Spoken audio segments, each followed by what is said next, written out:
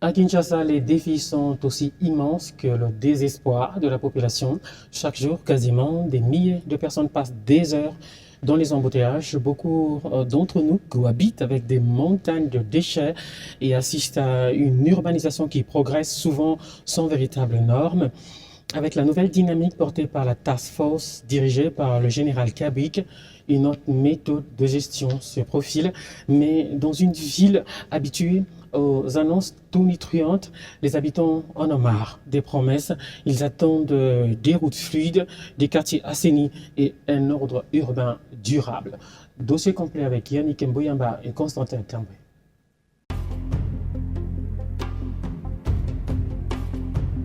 À Kinshasa, les annonces de relance urbaine, les plans d'assainissement et les opérations de remise en ordre se succèdent depuis plusieurs années. Mais à chaque nouvelle mobilisation, une même question ressurgit dans les rues, sur le marché et dans les embouteillages. Qu'ils nous mettent plutôt de poubelles publiques, faire une loi obligeant tout le monde d'y jeter le déchet. Et quand ils viennent pour curer les caniveaux et vider les poubelles, il n'y aura plus ces débordements. Mais quand ils viennent curer sans poubelle publique, le vendeur revient à leurs actes. On marche sur la tête dans ce pays, on dirait. Qu'est-ce qui changera réellement dans les quotidiens des habitants? Il n'y a pas les suivis. Il n'y a personne pour contrôler, quoi. Il n'y a personne. Avec la nouvelle dynamique impulsée autour du gouverneur de la ville-province de Kinshasa, Daniel Bumba, et la nomination du général Kabouik dans les dispositifs de gouvernance, les attentes se déplacent désormais du discours vers le résultat. Nous saluons l'initiative prise par le chef de l'État, ce qui est totalement lié à son programme où il y a toute une initiative qui est dédiée à l'assainissement de villes. Et c'est de cette initiative-là se décline le programme Kinshasa Ezobonga qui veut en sorte que la ville soit propre. Alors la task force qui a été mise en place, une idée géniale pour aider à faire avancer la propriété publique sous l'accompagnement du service national. Le temps des intentions semble laisser place au temps de l'exécution. Il s'est agi de la mise en œuvre de cette task force dans le meilleur délai. Donc ici, nous pouvons rassurer que les instructions ont été données et seront bien suivies pour leur mise en œuvre au profit de la ville-province de Kinshasa. Le premier changement annoncé ne paraît pas être celui de moyens financiers, mais celui de la méthode. Les missions qui sont dédiées à la task force, c'est de rendre la ville de Kinshasa salubre. Car à Kinshasa, le défi n'a jamais seulement été budgétaire, il est aussi organisationnel. Pendant des années, la gestion de la ville se heurtait à une fragmentation des responsabilités, voirie, urbanisme, police, environnement, administration communale et services techniques agissant parfois simultanément, sans véritable coordination visible. L'ambition affichée aujourd'hui est celle d'une chaîne d'action plus lisible, une décision politique portée par l'hôtel de ville, une coordination renforcée et une exécution plus directe sur le terrain.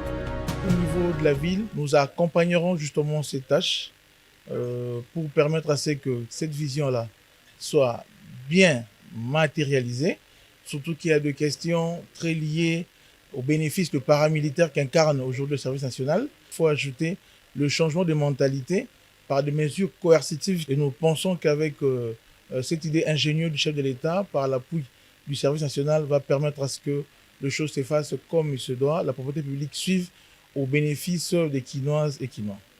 Reste une question centrale. Où se situe désormais le centre réel de décision? Officiellement, la responsabilité politique demeure entre les mains du gouverneur de la ville-province de Kinshasa. Mais l'arrivée d'une structure articulée autour du profil militaire introduit une autre logique, accélérer l'application de mesures, raccourcir le délai administratif et installer une culture de résultat. Aujourd'hui, face à cette insalubrité croissante, face à certains aléas constatés par le chef de l'État lui-même, il a plu à ces derniers de pouvoir créer une structure paramilitaire.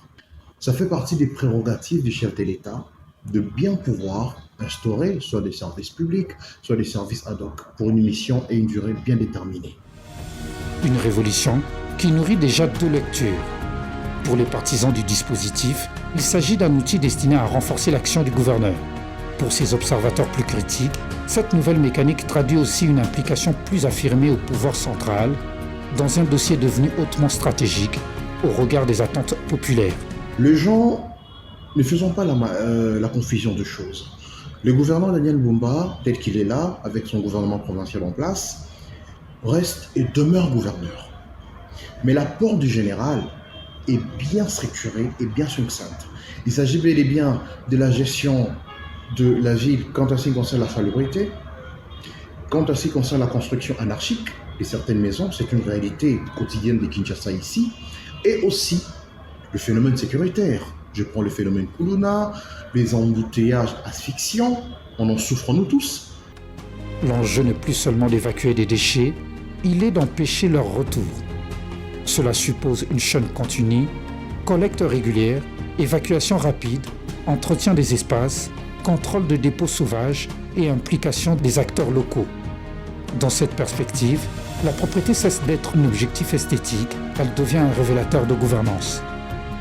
Mais derrière le déchet et les embouteillages se dessine une réalité plus profonde, celle d'une urbanisation qui avance plus vite que l'aménagement. Expansion démographique, construction non planifiée, marché spontané et occupation des espaces de drainage dessinent une ville qui grandit souvent sans cadre suffisant. Restaurer l'ordre urbain ne consiste donc pas uniquement à libérer les emprises, cela implique de trouver un équilibre entre activité économique, habitat et respect de règles collectives. Les 100 premiers jours apparaîtront comme les premiers rendez-vous politiques. Les habitants attendent les résultats visibles, des axes moins saturés, le déchet effectif retiré, des marchés mieux organisés, une circulation plus fluide et un sentiment d'ordre retrouvé. À Kinshasa, le changement ne se mesure pas d'abord dans le rapport administratif, il se constate dans le temps de trajet, dans l'état de rue et dans la capacité des autorités à faire durer les résultats au-delà de l'effet d'annonce.